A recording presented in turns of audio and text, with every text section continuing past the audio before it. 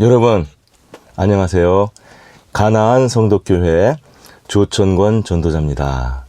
네, 저희 가나안 성덕교회는 그 주일 근무자나 또 소상인처럼 이렇게 일요일에 예배를 보실 수 없는 분들, 또는 장애인 분들이나 우리 안나가 성도님처럼 어떤 건강적인 또는 어떤 심리적인 또는 생각에 어떤 문제가 있어서, 문제가 있다기보다는 좀 달라서 다양해서, 예.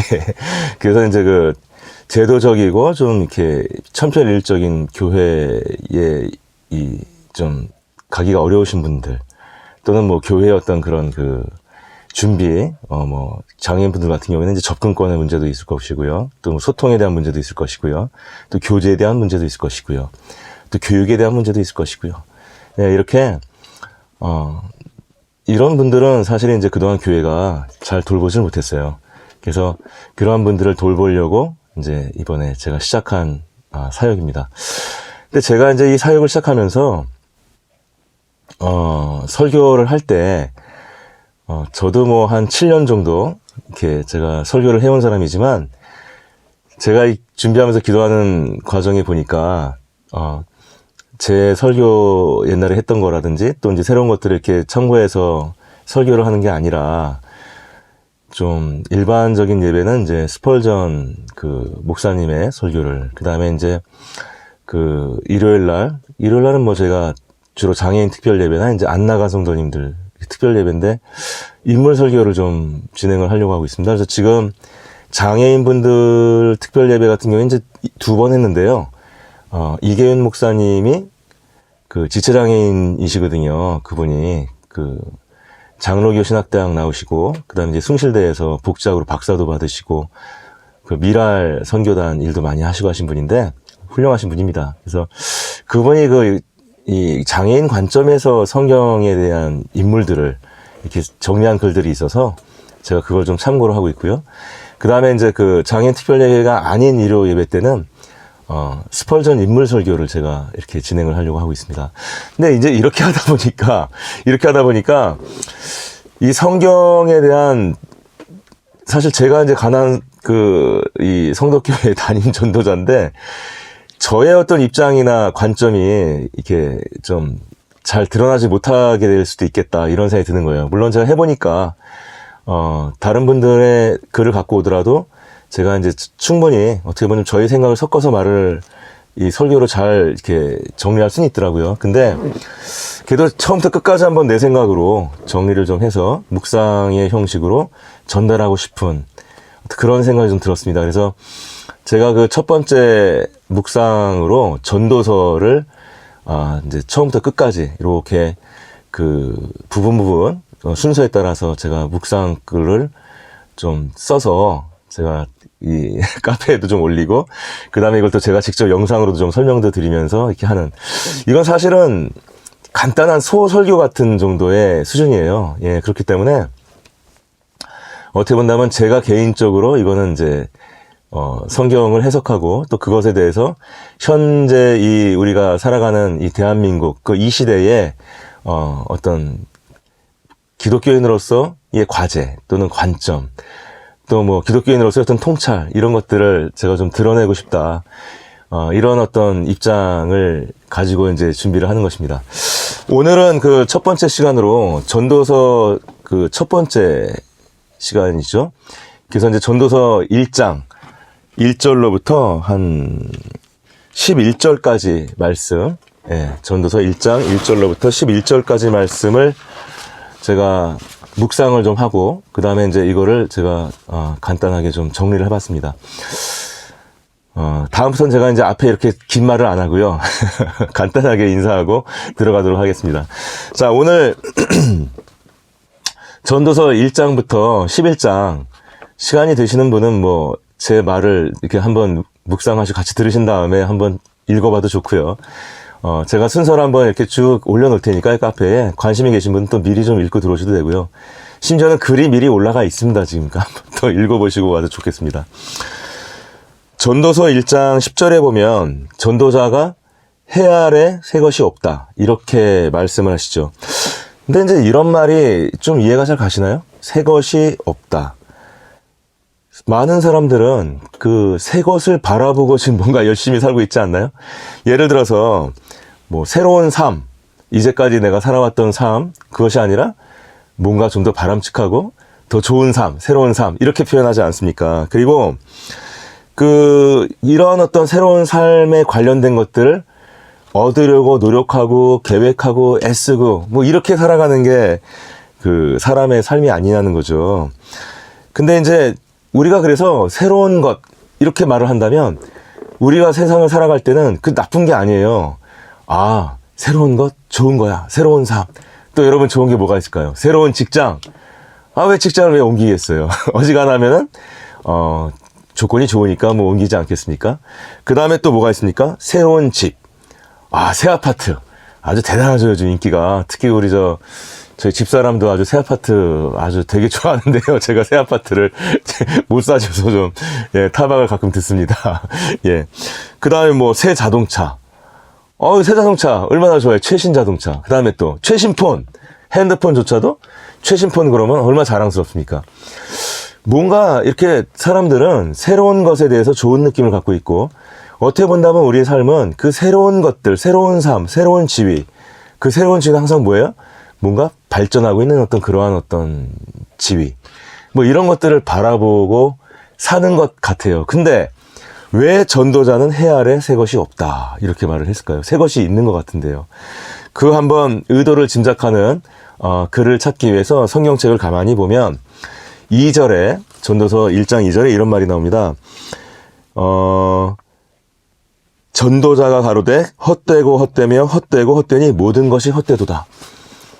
이거를 한번 이렇게 단서로 삼아가지고 왜 새 것이 없다고 말했을까? 이런 걸 한번 제가 묵상을 한번 해보려고 합니다.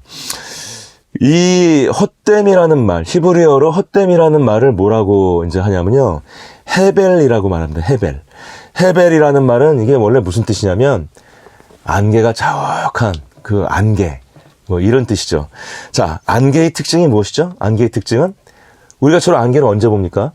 아침에 일찍 일어난 분들이 옛날에, 요즘은 잘 안 보이는 것 같지만, 저 어릴 때 보면 이제 이렇게 산 같은 게 집에 가까이 있을 때, 뭐 아침에 뭐 가끔 일찍 일어나가지고 이제, 뭐 운동을 한다 그러나요? 하여간 무슨 이유가 있어서 이렇게 올라가면 촉촉하게 땅에서부터 이렇게 기운이 올라와가지고 축축하니 이렇게 뿌옇게 이렇게 끼어있는 그 수증기들, 이게 안개잖아요.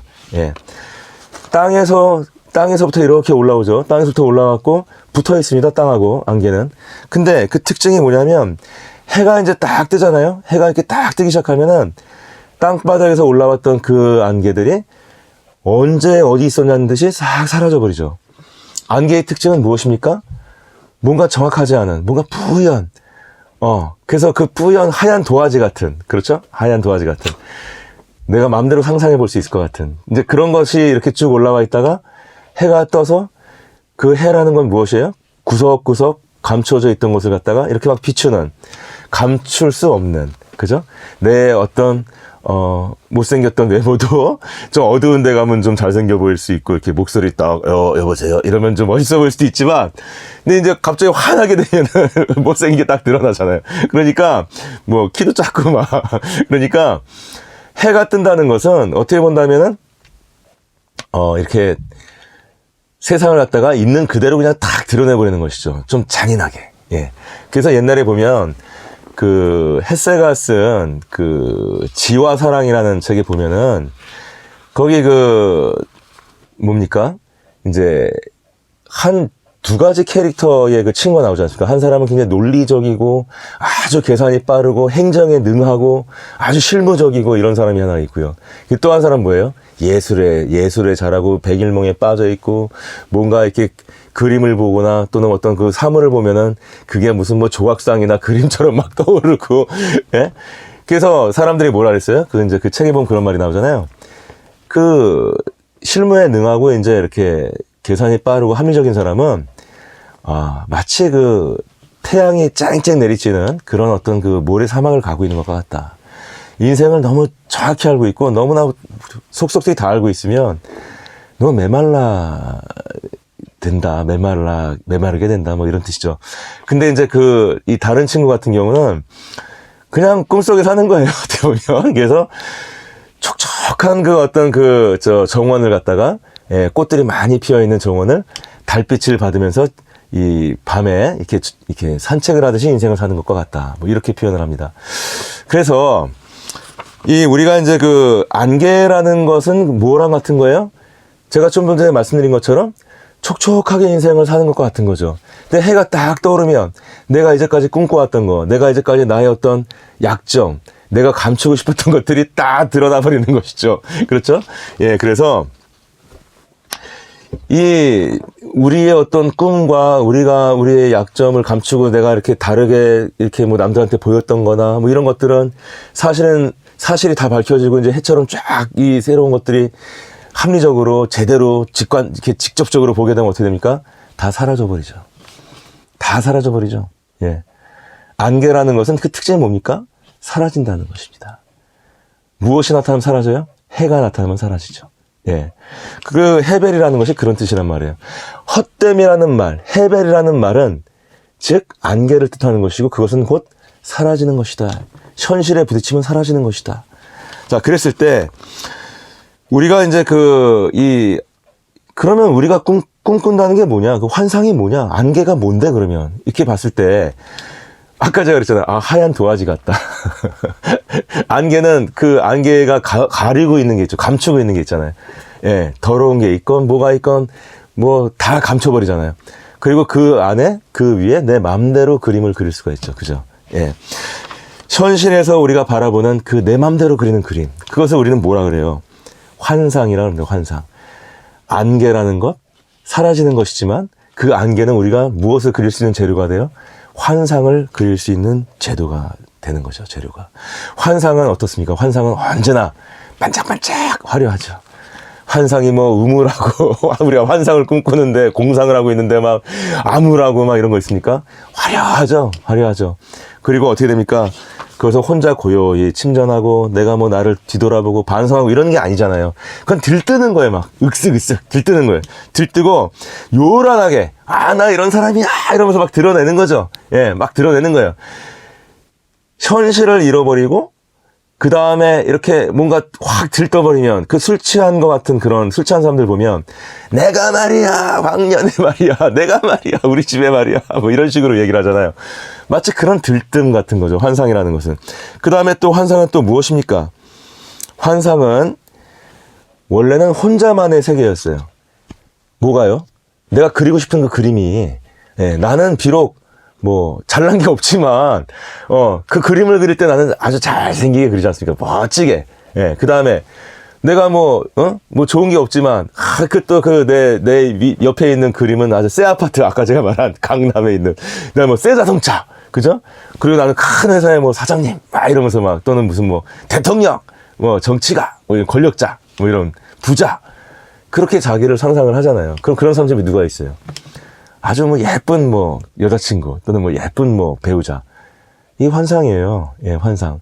나만의 세계에 갇혀 있던 그 생각들, 나 혼자만 갖고 있던 그 생각들을 이 환상이라는 것을 통하면은 어떻게 되는 거예요? 온 세상의 것들이 나의 세계에 맞춰서 이렇게 끌어당겨져 버리죠. 그리고 나 혼자만 외롭게 나 혼자 이렇게 상상하는 것이 아니라 마치 그것이 현실처럼 돼버리는 거. 이게 환상이죠. 이게 환상이죠. 그래서 스포트라이트를 내가 받습니다. 이제 내가 주인공이 됩니다. 그 환상 속에서는. 그리고 나는 주인공이고 너희들은 환호하는 자들이야. 환호하는 너희들은 나를 바라보면서 막 환호를 하는 거죠. 난 주인공이고. 이게 환상이죠. 이게 환상인데 이런 것들을 막 얘기하면은 이런 말을 가지고 딱 뭐라고 불러요. 이런 걸 가르치는 말이 있습니다. 이게 뭡니까? 백일몽 이렇게 보죠. 백일몽, 데이드림. 오래가지 않는 거야. 그건 그냥 꿈이야. 환상이야. 이렇게 말을 하는 것이죠. 그래서 우리는 사실은 이런 것들이 의미가 없고 현실적이지 않고 그냥 꿈에 불과하다는 걸 알고는 있어요. 사실은 알고 있어요. 뭘 알고 있다는 거예요? 새 자동차? 좋죠, 사실은. 예, 뭐 새 아파트? 좋지요. 근데 그런 것들이 우리한테 이렇게 다가오는데 뭘로 다가옵니까? 물론 그걸 내가 새 자동차 샀을 때도 있고 새 아파트 샀을 때도 있어요. 실질적으로 내가 누릴 때도 있습니다. 오래 가진 않겠지만. 하지만 그렇지만 그거를 가지고 있지 않을 때에도 아예 가져버리면 자동차 내가 새 자동차 샀을 때 한 달은 좋았습니다. 한 달. 새 아파트 사니까 한 두세 달 정도 좋더라고요. 두세 달 정도는. 근데 똑같아져요. 나중엔 이게 새 거였는지도 몰라. 이렇게 돼버린다고요. 근데 아예 안 가진 상태에서 내가 맨날 꿈꾸고 있는 거야. 새 아파트가 좋다. 갖고 싶다. 인터넷 들어가서 맨날 새 아파트 이쁜 거 막 모델하우스 가가지고 지나가다 모델하우스만 보이면 들어가가지고 막 들어가서 막 이렇게 바라보고 막 이쁘고 반짝반짝하고 막 그거 보면 또 머릿속에 탁 틀어박혀가지고 새 아파트는 저런 거야. 나 혼자만 저런 살아보나. 그러면서 그냥 맨날 꿈꾼다면 막 1년도 가고 2년도 가고 막 가는 것이죠.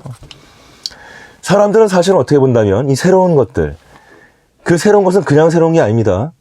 사람들이 살면서 어쩌면 실제로 맛볼 수도 있는 것이지만, 하지만 내가 그걸 바라볼 때는 아직 맛보지 않은 상태에서 굉장히 오랫동안, 차라리 맛봤으면 바로 끝날 수 있는 맛인데, 익숙해지는 맛인데, 그걸 맛을 모르니까 그냥 온갖 좋은 건 거기다 다 쏟아붓고 이 환상이죠. 예. 상상 속의 그대를 만드는 거죠. 상상 속의 아파트. 너무 좋을 거야. 너무 행복할 거야. 상상 속의 새 자동차. 상상 속의 새 직장. 너무 좋을 거야. 그렇죠? 예. 근데 이제 바로 그런 어떤 우리의 상상, 직접 해보지 않고 우리가 그냥 상상만 하고 있는 그 상상, 그것이 백일몽이라는 걸 우리가 알고 있으면서도 사실은 그게 우리들의 삶에 영향을 많이 미친다는 것이에요. 사실은 그거를 희망이라고도 부릅니다. 우리가 좋게 말하면. 그래서 그걸 바라보면서 삶은 좋은 거야. 살만한 곳이야. 그래도 어려운 일 있어도 다독거리려고 그러고 마음 잡으려고 그러고 그게 가는 것이죠. 근데 전도자는 뭐라고 말하죠? 해 아래 새 것은 없다. 이렇게 말을 하는 것입니다. 왜 새 것이 없습니까?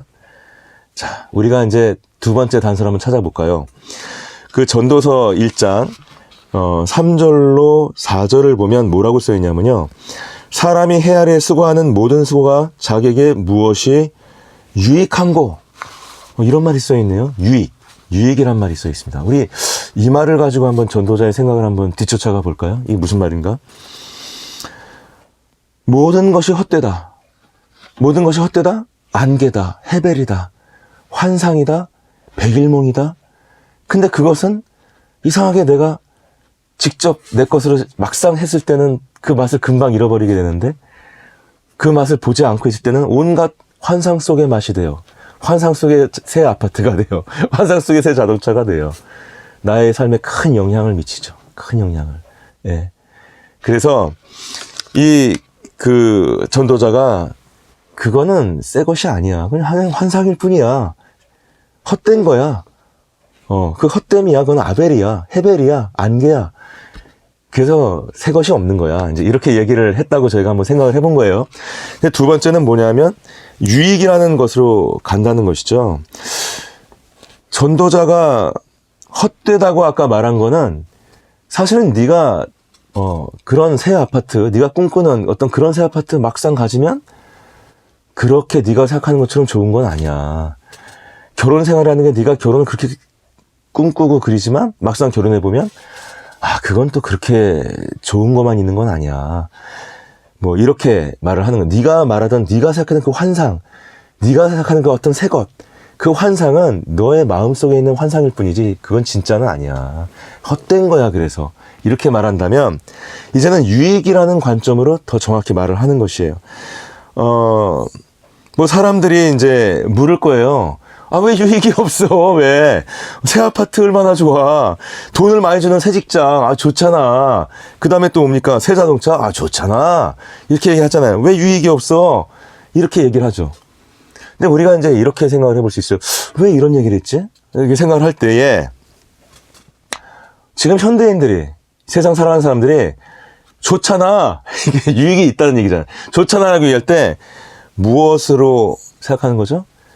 새 아파트 깨끗하고 좋고 하니까 뭐야? 쾌적하잖아. 어떤 용도예요. 쾌적하잖아. 용도. 내가 살아가기에 쾌적하잖아. 깨끗하잖아. 고장나는 일이 없잖아. 뭐 파이프가 터져가지고 내가 고생할 일이 없잖아. 자동차 낡은 거 가다가 막 수리해야 되고 멈춰서 버리고 내가 막 신경 쓰이고 뭐 돈 아깝고 그런 어떤 때는 수리비가 그런 거 없잖아. 그리고 내가 새 아파트 살고 새 자동차 갖고 있으면 사람들이 나를 멋있게 바라보잖아. 내가 멋있어지는 것 같잖아.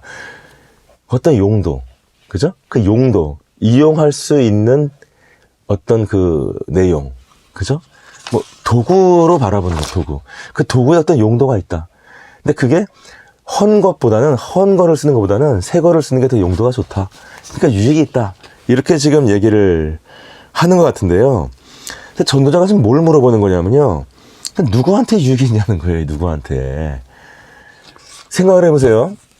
사람들이 서울대가 좋다고 얘기를 합니다. 야, 서울대 좋잖아! 용도가 있죠. 그죠? 왜? 잘 가르치잖아요. 가면. 그 다음에 거기 나오면 용도가 좋은 게 또 뭐, 좋은 직장 가잖아요. 좋은 직장. 또 좋은 용도가 있죠. 좋은 배우자를 맞을 가능성이 크죠. 그죠? 또 좋은 용도가 뭐예요? 내가 어디 가든지 입이 근질근질하죠. 뭐, 좀 학교 얘기 안 나오나? 나 서울대학교 나왔어! 얘기하고 싶은데. 서울대 좋다 그런단 말이에요. 예. 나의 새 대학이라면, 나의 새 학교라면은 서울대였으면 좋겠다. 그 꿈을 꾸고 수험생이 열심히 공부하잖아요. 근데, 누구한테 유익이냐고 도대체 이게. 서울대를 몇 명이나 가요, 도대체가. 서울대 가는 사람들 뭐 전체 중에 글쎄요 0.3% 안에 들어갈까요?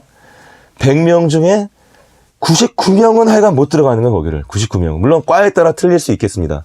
예, 과에 따라 틀릴 수 있겠지만 어쨌거나 우리가 통상적으로 우리가 아까 말한 거 환상적으로 바라보는 서울대학교는 아마 99명은 못 가는 거예요. 예, 99명 이상 못 가는 거라고요. 그럼 그게 서울대가 아무리 좋은들 실제로 좋아 사실은 좋은 면이 있는데 아무리 좋은들 그 너랑 무슨 상관인데 이 말이죠. 너한테 무슨 유익인데 그게. 오히려 너는 서울대를 간 그 한 명을 이렇게 돋보이게 만들어주는 그걸 빙 둘러싼 루저, 실패자 그 중에 하나로서 너의 실패를 통해서 그 서울대 간 사람이 더 삐가 반짝해지는 거 아니야. 그 사람이 뽐나는 거 아니야.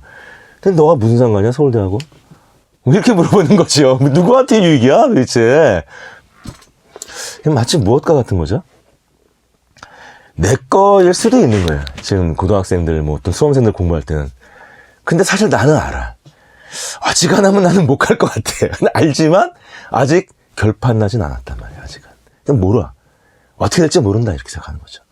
그러면 마치 아까 우리가 안개라는 것을 갖다가 이렇게 생각하면서 이렇게 우리의 마음대로 그림을 그리는 것처럼 서울대가 무지막지하게 좋아지는 것이죠. 예, 서울대가 무지막지하게.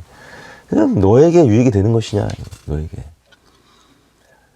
헛되다는 거예요, 헛되다. 너의 새 것이 아니라는 거예요, 너의 새 것이 아니다. 예. 뭐, 새 아파트는 나의 것이 될 수도 있어요, 누구의 것이나. 예. 살다 보면. 새 자동차 동전은 누구의 것이나 될 수 있죠, 사실은. 예, 그거는 사실은. 누구의 유익이냐, 이렇게 말할 건 아니에요, 그거는. 근데, 우리가 생각하는 진짜 새 것, 좋은 거? 그건, 뭐, 아주 높은 자리라든지, 아주 뭐, 아주 명문 학교라든지, 뭐 이런 아주, 웬만한 사람은 그 경험할 수 있는 평생을 가면서 할 수 있는 것도 있지 않습니까? 누구한테 유익이냐? 너한테는 아니라는 거예요. 그건 헛된 것이다. 이렇게 말하는 것이죠. 자, 또 하나는 무엇입니까? 이제 구체적으로 우리가, 살아봅니다. 막상 이제, 뭐 서울대를 갔어요, 예를 들어서. 저는 뭐 서울대를 못 갔기 때문에 서울대를 제가 말을 할 수는 없겠지만, 저는 이제 그렇게 아마 얘기를 할 수 있을 것 같아요. 두 가지 얘기할 수 있을 것 같아요. 제 입장을 만약 이렇게 본다면. 하나는, 제가 처음에, 이렇게 대기업을 못 갔었어요, 제가. 대기업을 못 가고, 중견기업, 처음에 이제 제가 왜냐하면 처음에 직장을 갈 때 대학 졸업하고, 금융회사를 무조건 고집하다가, 제가 이 보험회사를 갔거든요. 그러니까 월급 많이 주고 이제 뭐 큰 회사 가니까 이제 좋다고 갔는데, 제가 생각했던 거하고 달랐던 거예요. 그래서 이제, 그 다음에는 뭐 중견, 예, 무역회사를 갔습니다. 그 당시에 한 1조 정도 하는, 뭐 이렇게 그런 무역회사였는데, 가서 이렇게 있어 보니까 그 LG나 삼성 간 친구들이 참 부러운 거예요. 그래가지고 제가 직장을 다니면서 점심시간마다 밥을 안 먹고 은행 가서 공부해가지고 그 무역 영어 따고 또 무역 자격증 뭐 이 토익 같은 거 그 당시에 이런 거 따고 뭐 이렇게 해가지고 LG를 갔어요. 제가 나중에 LG를 갔는데 LG를 가면은 뭐 좋냐.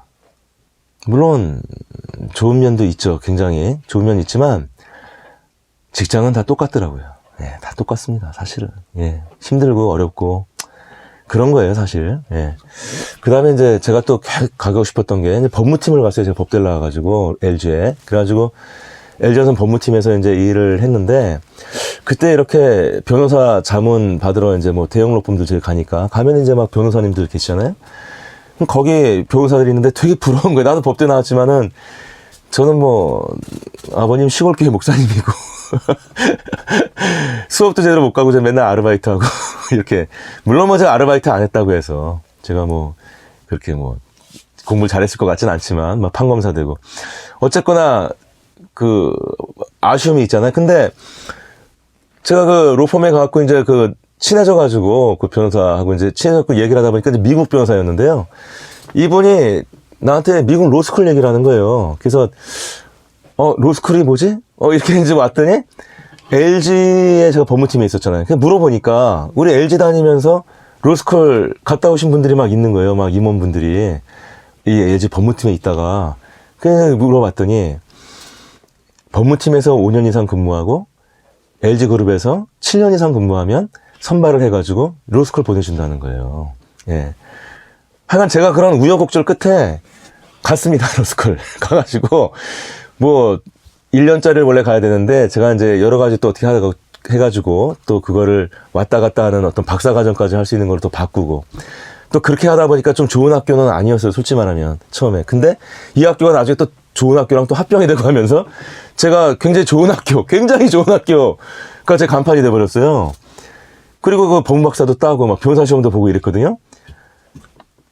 근데 제가 로스쿨을 막상 들어가서 그 참 공부를 한다는 게 너무 힘들고 제가 너무나 삶의 애환이 많았습니다, 사실은. 예. 그러니까 뭐 누구나 이 지금 방송을 보시는 분들도 내가 굉장히 바랬다가 그걸 진짜로 실제로 한번 해보신 경우가 있을 거예요. 근데 막상 그거를 했을 때 구체적으로 갔을 때 내가 정말 원했던, 내가 생각했던 바로 그런 것이었나? 뭐 그거는 좀 아니었다는 것이죠. 자, 그러면 뭐랑 똑같은 거예요? 마치 결혼이 환상처럼 신기루처럼 있다가 내가 현실로 실제로 해보니까 현실적인 문제가 막 모처럼 해처럼 막 떠올라가지고 그 신기루를 싹 안개 같은 신기루를 싹 사라지게 만드는 것처럼, 그죠? 우리가 어떤 그런 바라던 것들을 실제로 또 했을 때는 아까는 못하는 거였고, 예, 그 누구한테 유익하냐 이렇게 물어봤을 때 지금은 했는데 내가 기대했던 그 유익을 찾을 수가 없더라는, 또는 찾을 수가 있더라도 그 유익을 내가 한 1 정도를 얻을 수 있었다면 그 내가 생각하지도 않았던 그 부담과 그 어려움은 뭐 2가 되고 3이 되고 막 훨씬 많더라는 거예요. 예. 그래서 그 유익이라는 측면에서 봤을 때 그것이 우리에게는 헛된 것이다. 그리고 우리가 이제 그 성경적으로 하나만 좀 다시 얘기를 하고 마무리 한번 해보겠습니다. 우리가 그 헤벨이라는 말이요, 참 우리가 성경을 바라보면 그 아벨이라는 말에서 또 이렇게 연관이 되는 거예요. 아벨이라는 말에서 헤벨이 온 거예요. 이제 사람들이 이 아벨이라는 사람의 이 이름을 왜 안개라는 것으로 붙였을까? 그 아벨이 누굽니까? 아벨이 아담과 하와의 자식이잖아요. 자식인데 이 아벨은 그 형이 카인이었고, 그죠? 형이 가인이고 동생이 아벨인데 의인이었어요. 의인이고 그 다음에 그 하나님의 뜻에 합당하게 살았던 사람이에요. 근데 이 아벨이 어떻게 됐죠? 자기가 의인이었던 거, 하나님 앞에 합당하게 살았던 거, 성실하고 정직하게 살았던 게 소용이 있었나요? 소용이 없었잖아요. 왜요? 그렇게 살지 않았던, 합당하지 않고 하나님 뜻에 합당하지 않게 살았던 그 가인에게 죽임을 당하지 않았습니까? 죽임을. 그가 이 아벨이 믿었던 어떤 의로움, 그죠? 아벨도 뭔가 새로운 것을 바라봤기 때문에 그걸 쫓아가려고 했던 것이겠죠. 노력했던 것이겠죠. 그 어떤 질서를 존중하는 거, 하나님의 뜻을 막 살피는 거, 자기가 힘들고 어렵더라도 그대로 하는 거, 내가 바라는 것이 다른 것에 있을지라도 그래도 하나님 뜻이라고 생각하면 그렇게 또 가려고 애쓰는 거, 이건 굉장히 모범적인 삶이고 어떻게 보면 좋은 삶이에요. 근데 이것이 사악한 거, 무질서한 거, 불성실한 거, 하나님의 뜻을 따르지 않는 거, 이런 것에 죽임을 당한 거예요. 이런 것에. 하나님의 뜻에 합당하다는 제사, 그 희생제사를 1년 내내 열심히 해가지고 가장 그 아름다운 것은 소제, 곡식으로 이제 소제라고 합니다. 그런 거를. 소제를 지낸 것이죠. 희생제사예요, 그것도. 소제를 지냈는데 소용이 없었어요. 나의 죄를 하나님께서 내가 올바르고 의롭게 살았지만은 그럼에도 불구하고 내가 혹시라도 뭔가 잘못한 것이 있다면 내가 지금 이 희생제사를 지냅니다. 이걸 통해서 나를 용서해 주십시오라는 그 제사를 지냈지만 그것으로도, 그 희생제사로도 아벨의 죽음을, 그 억울한 죽음을 막을 수가 없었잖아요. 자, 이런 운명이 어떻게 본다면 우리에게도 마찬가지입니다. 우리는 선하고 성실하고 사랑할 수 있죠. 대부분의 사람들이 사실은 그렇게 악하지 않아요. 이기적이긴 합니다. 이기적이긴 해요. 이해관계가 있으면 잘 양보 안 하려고 그러고 어떻게든 보집히고 남의 거라도 뺏어오려고 하는 게 인간입니다. 그건 어쩔 수가 없는 거예요. 근데 그렇다고 해서 인간들이 되게 악하냐? 그렇지는 않습니다. 대부분의 사람들이 그래도 보면은 선하고 죄를 안 지으려고 그러고 좀 이렇게 성실하려고 그러고 막 일부러 게으르려고 그러고 뭐 이런 좀 이상심이에요. 그런 거는.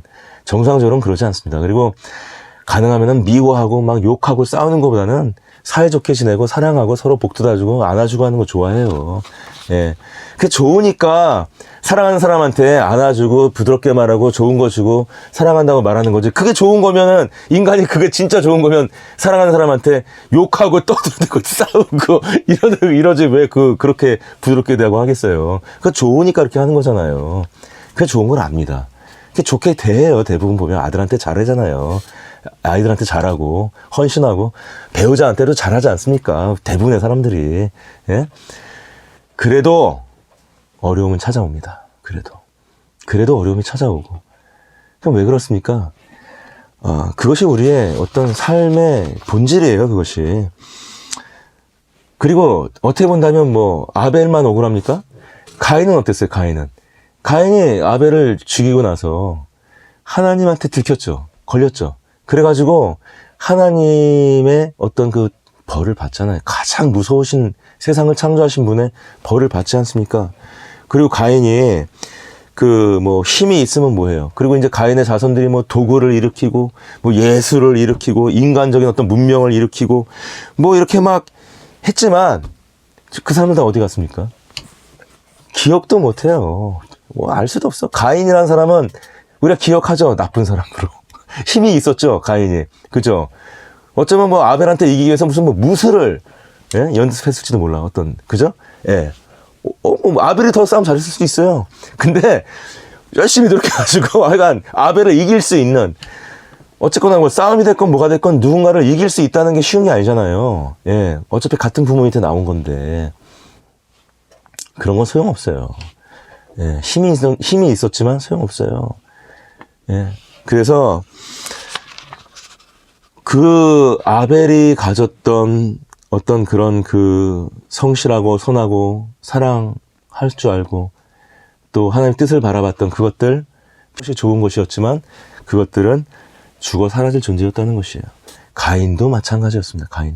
가인도 힘이 있었고 뭔가 문명을, 그 자손들은 문명을 일으킬 수 있을 정도로 총명했고, 그 다음에 또 뭐 예술을 일으킬 정도로 감성이 풍부하고 이랬지만 다 사라지는 안개 같았다는 것이죠. 예. 지금 우리가 그 사람들 기억도 할 수 없어요. 그래서 아벨의 의로움과 가인의 어떤 업적, 가인의 힘, 이런 것들이 모두 어디 있었어요? 헛된 말에 놓여 있었다는 것이죠. 그래서 아벨이 바라봤던 것, 가인이 바라봤던 것, 그 모두가 뭐예요? 헛됨 안에 있었다. 신기로웠기 때문에. 신기로는 사라진다는 것. 그래서 헛되다는 것이었잖아요. 그냥 헛되음 안에 있다는 것이에요. 새 것이 없다. 이렇게 생각하는 것이죠. 근데 우리가 오늘은 참 이 전도서라는 게 어떻게 본다면, 제가 이제 이 성경의 전체 구도 속에서 이 전도서를 본다면, 전도서는 이런 거예요. 우리가 이 구약 성경은 하나님께서 율법을 주세요. 그 율법을 주시는 이유는 복을 주시기 위해서, 너와 나의 관계를 만들기 위해서.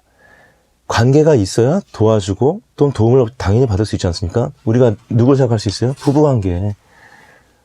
부부관계 뭐예요? 결혼은 하기 전엔 남이었죠. 그죠? 근데 결혼하면서부터 아내로서의 의무가 생기고 남편으로서의 의무가 생기고 네 거 내 것이 없잖아요. 아내는 당연히 남편한테 돈 내놓으라고 우리 집사람 나한테 그냥 당연히 좋은 거 있으면 다 자기 거래요. 나도 자기 거래 나도. 예?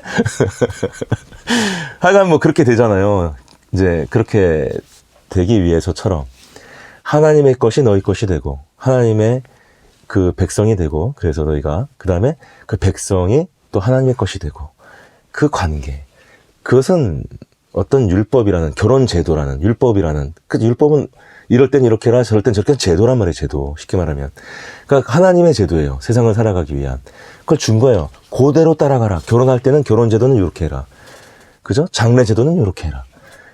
정치 제도는 이렇게 해라. 그 제도를 주신 거라면 제도의 어떤 원칙과 방향과 그 기준을 주신 건데, 근데 이제 인간들이 좋은 거예요. 하나님의 어떤 그런 율법을 갖고 내가 온전한 아내가 돼야지, 온전한 백성이 돼야지라는 말을 한다면 내가 좋은 남편이 돼야지, 내가 좋은 아내가 돼야지. 결혼하면 근데 어떻게 돼요? 현실이 됩니까 그게? 그냥 싸움이 벌어지고 불만이 생기고 막 그러지 않습니까? 이혼하고 막 이러지 않습니까? 예? 그런 적이 구약 성서에 몇 번이고 반복되잖아요. 지금 백성하고 이게 하나님하고 사이에서 그런 것처럼. 예. 그래서 이 구약 시대 유대인들의 삶은 하나님의 율법을 받음으로써 시작됐어요. 이스라엘 백성은 결혼 생활이 시작된 거예요. 그러면서 이제 잘 살아봐야지 하다가 이야기가 생성돼. 이야기가 예. 국가적인 이야기가 나옵니다. 정치적인 얘기, 왕의 얘기, 무슨 외국하고 싸우는 얘기, 이건 역사가 되는 거예요, 이야기가. 그 다음에 개인의 이야기, 억울한 얘기, 내가 하나님 안 믿었다 믿게 되는 얘기, 또는 롯이라든지, 그죠? 이방세계 갔다가 가족이 죽고 해가지고 어떻게 하는 얘기, 이 이야기가 있는 거예요. 이 이야기가 왜 중요하죠? 그 이야기 안에서 사람들의 삶이 있고, 그 삶 속에서 하나님의 율법을 우리가 따라가야 되는 거잖아요. 그죠? 그 안에서 지켜야 되는 거죠. 그 이야기 속에서 하나님의 율법이 녹아있는 거예요. 그걸 지켜야 되잖아. 근데 못 지키죠. 율법을 못 지키잖아요. 못 지키니까 예수님 오신 거잖아요. 그게 우리들의 이제 인생인 것처럼 우리가 잘 살아보려고 하지만 잘 안 되는 것처럼 예, 작심삼일인 것처럼 이스라엘 백성이 그렇게 했을 때 이 전도서라는 것은 뭐냐면 개인의 이야기예요. 개인의 이야기. 하나님의 율법이 있고 나라의 어떤 역사나 이런 게 아니라 내가 하나님의 존재, 그 다음에 나의 존재, 그 두 존재가 있을 때 어떻게 내가 이제 살아가면서 세상을 바라보고 그 다음에 하나님의 존재를 바라보고 그 안에서의 나의 어떤 존재를 어떻게 느낄 것인가. 개인적인 얘기라고. 아주 개인적인 얘기. 근데 여기는 뭐가 들어있어요? 사람의 아주 구체적인 삶의 얘기가 들어있어요. 그리고 뭐가 들어있어요? 하나님이 여기 들어있는 것이죠. 하나님이 들어있는 것이에요. 주인공은 여전히 하나님입니다. 우리의 삶의 얘기지만. 자, 그래서 전도서는 그런 관점에서 바라봤을 때 전도자가 깨달은 거예요. 세상에 새 것이 없구나. 참 헛되구나. 이렇게 시작하는 것이죠. 왜 헛되냐? 왜 세상에 새 것이 없냐라고? 왜 그런지? 제가 한번 우리 성경 말씀, 헛됨이라는, 새 것이 없다는 것이 왜 새 것이 없냐? 헛됨이라는 말과 유익이 없다. 이런 말을 가지고 이제 이렇게 한번 묵상을 해봤습니다. 자, 그래서 전도자는 인간과 인생은 인간들이 생각하는 어떤 그런 거, 인간들이 꿈꾸는 그런 것으로는 결코 좋은 것이 없고, 즉, 새 것이 없고, 그 다음에 그런 것들을 통해서 유익을 결코 얻을 수 없다. 내가 누구의 유익이냐 이렇게 말할 때 내가 이제 내 것이 안 되니까 유익이 없을 것이고, 또 우리가 살면서 그런 것을 설사 성취를 했다 할지라도 네가 원했던 어떤 그런 것이 아니었다. 네가 원했던 유익이 아니었다. 그래서 새 것이 없다. 이렇게 말하는 것이 아닐까. 이렇게 한번 생각을 해봤습니다. 자, 오늘은 제가 전도서 1장 1절로부터 11절까지의 말씀을 가지고 오늘 이렇게 한번 여러 가지로 이런저런 생각을 성경책에 빗대어 가면서 또 전도자의 생각을 이렇게 좀 짐작해 가면서 또 저의 어떤 삶도 한번 적용해 가면서 얘기를 한번 해봤습니다. 자, 주말 묵상 제가 전도서 이번에 첫 번째 시간 이렇게 마치겠습니다. 그럼 또 다음 우리 그 주말 묵상 시간에 다시 또 뵀으면 좋겠네요. 예, 여러분 반갑습니다. 고맙습니다.